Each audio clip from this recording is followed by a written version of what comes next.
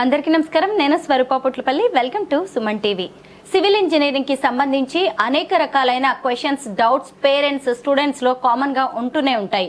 ఈరోజు వాటన్నిటికీ క్లారిటీ ఇవ్వబోతున్నారు MGIT college civil engineering department head అయిన డాక్టర్ వెంకట్రామయ్య గారు. ప్రస్తుతం వారు నాతో పాటు ఉన్నారు. వెంకట్రామయ్య గారితో మాట్లాడదాం. సార్ నమస్తే. మేడం నమస్తే అండి. సివిల్ ఇంజనీరింగ్ కి ఈ రోజుల్లో ఆపర్చునిటీస్ ఎలా ఉన్నాయి? రాబోయే 10 ఏళ్లలో సివిల్ ఇంజనీరింగ్ ఫ్యూచర్ ఎలా ఉండబోతోంది?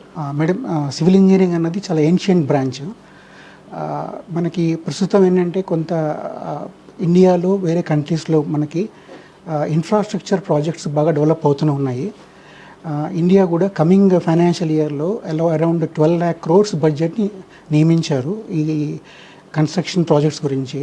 సో డెఫినెట్గా ఏంటంటే ఫ్యూచర్లో మనకి రాబోయే కాలంలో సివిల్ ఇంజనీరింగ్ గ్రాడ్యుయేట్స్కి చాలా మంచి అవకాశాలు ఉండబోతున్నాయి. దీంతోపాటు అనేక నగరాల్లో projects, road projects, widening projects, తర్వాత స్మార్ట్ సిటీస్ ప్రాజెక్ట్స్ అన్ని రాబోతున్నాయి. దానివల్ల ఖచ్చితంగా సివిల్ ఇంజనీరింగ్ గ్రాడ్యుయేట్స్కి మంచి అవకాశాలు ఖచ్చితంగా ఉండబోతున్నాయి. ఇప్పుడు ఏఐ వచ్చింది, అలాగే రోబోటిక్స్, ఆటోమేషన్, ఇవన్నీ వచ్చిన టైంలో కూడా సివిల్ ఇంజనీరింగ్ కి డిమాండ్ పెరుగుతుందా తగ్గుతుందా సార్? మేడం, ఇప్పుడు ప్రజెంట్ ట్రెండ్ ఎలా అంటే ఆర్టిఫిషియల్ ఇంటెలిజెన్స్ అనేది చాలా బాగా గ్రో అవుతుంది. అయితే సివిల్ ఇంజనీరింగ్లో కన్వెన్షనల్ అప్రోచ్ కనుక చూసుకుంటే కన్వెన్షనల్ జాబ్స్ ఆటోక్యాడ్ అనే టెక్నిక్ సాఫ్ట్వేర్తో జాబ్స్ తెచ్చుకోవచ్చు స్టూడెంట్స్. అయితే ఈ రీసెంట్ ట్రెండ్స్ ఏంటంటే కనుక పిల్లలు రీసెంట్ టెక్నాలజీకి బాగా అడాప్ట్ అవ్వాలి. దానికోసం ఏంటంటే వాళ్ళు ఏఐ టెక్నిక్స్, ఏఐ టూల్స్ని బాగా నేర్చుకోవాలి. దాంతోపాటు మాకు ఉన్న ఎంజీఐటి కళాశాలలో ఉన్న రెగ్యులేషన్స్, MR25 రెగ్యులేషన్స్ ప్రకారము మేము చాలా వినూత్నమైన మార్పులు తీసుకొని వచ్చాము. సో పిల్లలు స్టూడెంట్స్ సెకండ్ ఇయర్ నుంచే వాళ్ళకి రకరకాల టూల్స్లో మేము ఎక్స్పోజర్ ఇస్తుంటాము. సో సెకండ్ ఇయర్ లెవెల్లో ఆటోక్యాడ్ అని, థర్డ్ ఇయర్ లెవెల్లో మనకి స్టాట్ ప్రో అని, ఫైనల్ ఇయర్ లెవెల్లో వేరియస్ సాఫ్ట్వేర్స్ లైక్ GIS అని, అట్లాగా రకరకాల సాఫ్ట్వేర్స్ని వాళ్ళకి ఎక్స్పోజర్ ఇచ్చి ఇప్పుడు మనకి రీసెంట్గా బిల్డింగ్ ఇన్ఫర్మేషన్ మోడలింగ్ అని కూడా వచ్చింది. సో ఆ బిల్డింగ్ ఇన్ఫర్మేషన్ మోడలింగ్ అనే రీసెంట్ అడ్వాన్స్మెంట్స్ కూడా వాళ్ళు అబ్జార్బ్ చేసుకునేలాగా పిల్లలు థర్డ్ ఇయర్ లెవెల్ నుంచి మేము ట్రైనింగ్ ఇవ్వడం జరుగుతుంది. సో దాంతోపాటు స్కిల్ డెవలప్మెంట్ కోర్సెస్ అని మనకి సెకండ్ ఇయర్ లెవెల్లోనే థర్డ్ సెమ్ నుంచి మొదలుపెట్టారు JNTU యూనివర్సిటీ వాళ్ళు. సో మనకి థర్డ్ సెమ్ నుంచి మొదలుపెట్టుకుని 3, 4, 5, 6 అప్ టు 6th సెమిస్టర్ వరకు కూడా ఈ స్కిల్ డెవలప్మెంట్ కోర్సెస్ అవి ఉన్నాయి. వీటి వల్ల పిల్లలు ప్రజెంట్ టెక్నాలజీ ట్రెండ్స్ని అబ్జార్బ్ చేసుకుని వాళ్ళని ఆ స్కిల్ అప్గ్రేడేషన్ చేసుకుని వాళ్ళు ఇండస్ట్రీ రెడీగా మౌల్డ్ చేసుకుని ఒక స్ట్రాంగ్ ఫౌండేషన్ ఏర్పరచుకునే కరికులం మా దగ్గర ప్రస్తుతం అమల్లో ఉంది. సివిల్ ఇంజనీర్స్ కి జాబ్ ఆపర్చునిటీస్ అనేవి ప్రైవేట్ సెక్టార్లో ఎక్కువగా ఉంటాయా, లేదంటే గవర్నమెంట్ సెక్టార్లో ఎక్కువగా ఉంటాయా? హైయెస్ట్ శాలరీని ప్రైవేట్ సెక్టార్లో పొందే అవకాశం ఉంటుందా? మేడం, యాక్చువల్గా బేసికల్గా సివిల్ ఇంజనీరింగ్ అన్నది అందరికీ ఒక కన్వెన్షన్, ఒక మిత్ ఏంటంటే ఓన్లీ గవర్నమెంట్ జాబ్స్ అని ఒక మిత్ ఉంది. అండ్ వాళ్ళు కూడా ఎక్కువగా గవర్నమెంట్ జాబ్ ప్రిఫర్ చేస్తూ ఉంటారు. But on par with government they have a very good opportunities in private sector also. Like in view of ఇంతకుముందు చెప్పినట్టుగా మనకి రియల్ ఎస్టేట్ సెక్టర్, తర్వాత స్మార్ట్ సిటీస్, తర్వాత కన్స్ట్రక్షన్ ఆఫ్ హైవేస్, తర్వాత అనేక రకాల ప్రాజెక్ట్స్ మనకి అమల్లో ఉన్నాయి, రాబోతున్నాయి. సో దానివల్ల ఏంటంటే ప్రైవేట్ సెక్టర్లో కూడా అంటే ఇనీషియల్గా సైట్ ఇంజనీర్గా వాళ్ళు జాయిన్ అయినప్పటికీ తర్వాత మెల్లగా వాళ్ళు structural engineer as a designer, then as a planner, then as a executor, then also like in maintenance projects. So civil ఇంజనీరింగ్లో మనకి బేసికల్గా ఎట్లా ఉంటుందంటే ఒక ప్రాజెక్ట్ ప్లానింగ్ ఫేజ్ నుంచి మొదలు పెట్టుకుని ప్లానింగ్ ఫేజు, తర్వాత అనాలిసిస్ ఫేజు, డిజైన్ ఫేజు, దాని తర్వాత ఎగ్జిక్యూషన్ ఫేజు, తర్వాత మెయింటెనెన్స్ ఫేజు, ఇలా ఇన్ని రకాలుగా మనకి ప్రాజెక్ట్ అనేది ఫ్లో అవుతూ ఉంటుంది. సో పిల్లలు వాళ్ళు ఇనీషియల్గా ఏంటంటే స్టూడెంట్స్ బీటెక్ గ్రాడ్యుయేషన్ అయిన తర్వాత they may enter into the field as a site engineer. But in future వాళ్ళు మెల్లమెల్లగా కెరియర్లో గ్రో అవుతున్న కొద్దీ they may shift themselves towards design office and also they can get exposure on various softwares, అంటే STAAD Pro అని, ETABS అని, తర్వాత బిమ్ కూడా సంబంధించిన సాఫ్ట్వేర్స్ ఉన్నాయి. బిమ్ అంటే బేసికల్గా కలెక్షన్ ఆఫ్ సాఫ్ట్వేర్స్. ఆ కలెక్షన్ ఆఫ్ సాఫ్ట్వేర్స్ని బిమ్ అంటాము. ఫర్ ఎగ్జాంపుల్ 3D బిమ్ ఉందనుకోండి, అందులో జామెట్రీ ఎక్కువగా మనం ఫోకస్ చేస్తాం. సో అలాగే 4D బిమ్లో టైం అనేది ఇంపార్టెంట్ క్రూషియల్ ఫ్యాక్టర్ అవుతూ ఉంటుంది. సో అక్కడ మనకి టైం మేనేజ్మెంట్ అని చాలా important. That is called 4D బిమ్ అంటారు. అలాగే 5D బిమ్లో కూడా మనకి ఎలా ఉంటుందంటే కాస్ట్ అన్నది మేజర్ కన్సర్న్ అవుతుంది. సో అక్కడ సివిల్ ఇంజనీరింగ్ ప్రాజెక్ట్స్ ఎప్పుడు కూడా కాస్ట్ ఓవర్ రన్ కాకూడదు. సో టైమ్లీ మెయింటెనెన్స్ అనేది important. Timely submission of project to the client is very crucial for all civil engineering projects. So అందుకని 4D BIM technology and 5D BIM technology. And after that also we have a 60 BIM technology that focuses on sustainability. మనకున్న civil engineering ప్రస్తుతం ఏంటంటే మేము వాడే materials cement, steel ఇవన్నీ కూడా అవి పర్యావరణాన్ని కాలుష్యం చేసే అవకాశం ఉంది. సో వాటిని మనం ఓవర్కమ్ అవ్వాలి అంటే గ్రీన్ మెటీరియల్స్ని మనం ఇంప్లిమెంట్ చేసుకోవాలి, అబ్జార్బ్ చేసుకుని యూజ్ చేసుకోవాలి. సో వాళ్ళకి ఎలా ఉంటుందంటే అవకాశాలు అన్నవి సైట్ ఇంజనీరింగ్ నుంచి మొదలు పెట్టుకుని as I told you already, like as I mention already, so planning phase నుంచి మెయింటెనెన్స్ ఫేజ్ వరకు వాళ్ళకి they can get absorbed into various kinds of roles.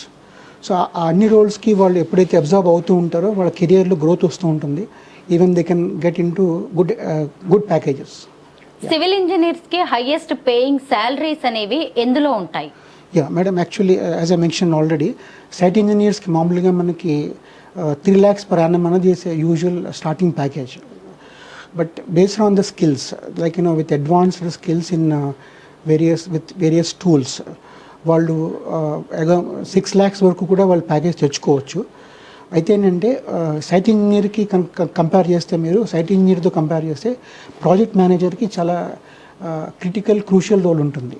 Responsibility బాగా పెరుగుతుంది ఎప్పుడైతే వాళ్ళు మెయింటెనెన్స్ ఫేజ్లోకి వెళ్తారో, ప్రాజెక్ట్ మెయింటెనెన్స్. సో అలాగే execution phase, design phase. So ఈ ఫేజెస్లో వాళ్ళకి వెళ్తున్న కొద్దీ కెరియర్లో జీతం బాగా పెరిగే అవకాశం ఉంది. They can get into more good companies with good starting pay. Site engineer, అలాగే structural engineer, architect, constructor, manager, వీటన్నిటిలో కూడా దేనికి ఎక్కువగా జాబ్ ఆపర్చునిటీస్ ఫ్యూచర్ ఉంటుంది? యా మేడం, యాక్చువల్లీ ఆర్కిటెక్ట్ అన్నది వాళ్ళు బేసికల్గా they are planners, they are more into planners. మనకి బీఆర్క్ అని ఒక డిగ్రీ ఉంది, అది 5 years డిగ్రీ అది. సో అక్కడ స్టూడెంట్స్ ఏంటంటే వాళ్ళు they learn more about planning aspects, that architectural planning అది. So planning phase they look into more into planning phase. దాని తర్వాత వచ్చేవన్నీ కూడా మనకి analysis phase, design phase, execution phase, maintenance phase. ఇవన్నీ కూడా civil engineers they will manage those roles actually. So వాళ్ళు ఏంటంటే ఇప్పుడు సైట్ ఇంజనీర్కి కొంచెం ఇనీషియల్గా పే తక్కువ ఉంటుంది, because they ensure only proper execution. Drawings వాళ్ళకి ఇవ్వబడతాయి సైట్లో. సో వాళ్ళు ఏం చేయాలంటే ఆ డ్రాయింగ్స్ ప్రకారము కన్స్ట్రక్షన్ జరుగుతుందా లేదా అన్నది వాళ్ళు చూస్తారు. ఎప్పుడైతే వాళ్ళు అనాలిసిస్ ఫేజ్కి వెళ్తారో, డిజైన్ ఫేజ్కి వెళ్తారో, అట్లాగే ప్రాజెక్ట్ మెయింటెనెన్స్ ఫేజ్కి వెళ్తారో, so they have more critical roles to play and they have more responsibility to execute. అటువంటి వాళ్ళకి గ్రోత్ కొంచెం బెటర్గా ఉంటుంది. They may get more salaries. Abroad వెళ్ళాలనుకునే వాళ్ళకి సివిల్ ఇంజనీరింగ్ అనేది బెస్ట్ ఆప్షన్ అని అంటారా? Yes madam, definitely. యాక్చువల్లీ ఇక్కడ మనకి ఎలా చెప్పాలంటే హయ్యర్ స్టడీస్ సివిల్ ఇంజనీరింగ్లో చాలా ఇంపార్టెంట్. హయ్యర్ స్టడీస్కి వెళ్తే వాళ్ళు స్పెషలైజేషన్ చదువుకోవచ్చు. స్ట్రక్చరల్ ఇంజనీరింగ్, ట్రాన్స్పోర్టేషన్ ఇంజనీరింగ్, తర్వాత environmental engineering, soil mechanics, geotechnical engineering, అట్లాగా వేరియస్ స్పెషలైజేషన్స్ ఉన్నాయి. సో మనకి ఇండియాలో we have very good opportunities like for getting into masters degree programmes. అంటే ఐఐటీస్, ఎన్ఐటీస్ ఉన్నాయి. వాళ్ళు గేట్ ఎగ్జామ్ రాయవలసి వస్తుంది. సో ఆఫ్టర్ గ్రాడ్యుయేషన్ అయిన తర్వాత గేట్ ఎగ్జామ్ రాసి వాళ్ళు based on the gate score they can get in to these NITs and IITs and other colleges. అంటే ఈ రోజుల్లో ఈవెన్ పబ్లిక్ సెక్టర్ జాబ్స్కి కూడా గేట్ స్కోర్ అనేది మ్యాండేటరీ అయిపోయింది. సో వాళ్ళు ఈ 4 ఏళ్లలో అకాడమిక్ డెవలప్మెంట్ అన్నది బాగా చేసుకుంటూ, మంచి స్కోర్స్ తెచ్చుకుంటూ, వాళ్ళ స్కిల్స్ని మొబిలైజ్ చేసుకుని ఆ స్కిల్స్ డెవలప్ చేసుకుంటూ గేట్ ఎగ్జామ్ ప్రిపేర్ అయ్యి మంచి స్కోర్ తెచ్చుకుంటే they have like two directional moment. ఒక డైరెక్షన్లో వాళ్ళు మాస్టర్స్ డిగ్రీ చేసుకుని they can develop their qualification, improve their qualification. ఇంకో డైరెక్షన్లో వాళ్ళు they can appear themselves for public sector jobs. So they can get into public sector jobs. And ఈ రోజుల్లో ఏంటంటే అన్ని పబ్లిక్ సెక్టర్ జాబ్స్కి కూడా గేట్ క్వాలిఫికేషన్ అనేది మ్యాండేటరీ అయిపోయింది. సో అందుకని ఏంటంటే వాళ్ళు కంపల్సరీగా గేట్ అన్నది ఎగ్జామ్ రాసుకుని అందులో మంచి స్కోర్ తెచ్చుకోవాల్సి ఉంటుంది. సో ఇంకా అబ్రాడ్ చూస్తే కనుక వేరే కంట్రీస్లో like construction management is an important specialisation. దానికి జాబ్స్ చాలా ఎక్కువ ఉన్నాయి. కన్స్ట్రక్షన్ మేనేజ్మెంట్ నేను ఇంతకుముందు చెప్పినట్టుగా బిమ్ అనే దానికి బాగా అలైన్ అయి ఉంటుంది కన్స్ట్రక్షన్ మేనేజ్మెంట్ స్పెషలైజేషన్ అన్నది.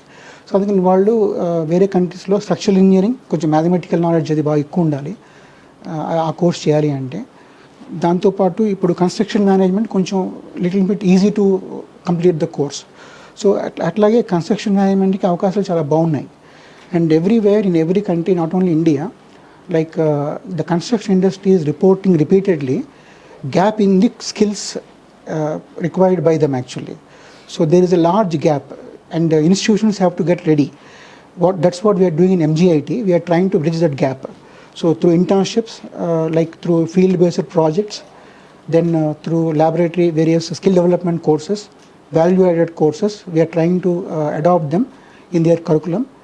And already they have in curriculum, and beyond curriculum also we try to అది కూడా మేము ఆ కోర్సెస్ తీసుకుని వాటిని ఇంప్లిమెంట్ చేసి పిల్లలకి ఆఫర్ చేసి స్టూడెంట్స్కి వాళ్ళ యొక్క స్కిల్స్ డెవలప్ చేయడానికి ప్రయత్నం చేస్తాం.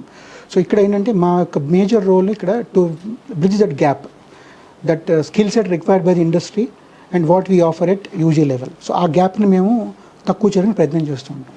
సో అబ్రాడ్ ఆపర్చునిటీస్ చాలా బాగుంటాయి. అంటే Canada, US, Australia, and even people are opting nowadays Germany, so they can go to any country. And one of the major specialization is construction management. They can opt for construction management and soil mechanics, structural engineering, transportation engineering. Even these specializations also they have a very good opportunity.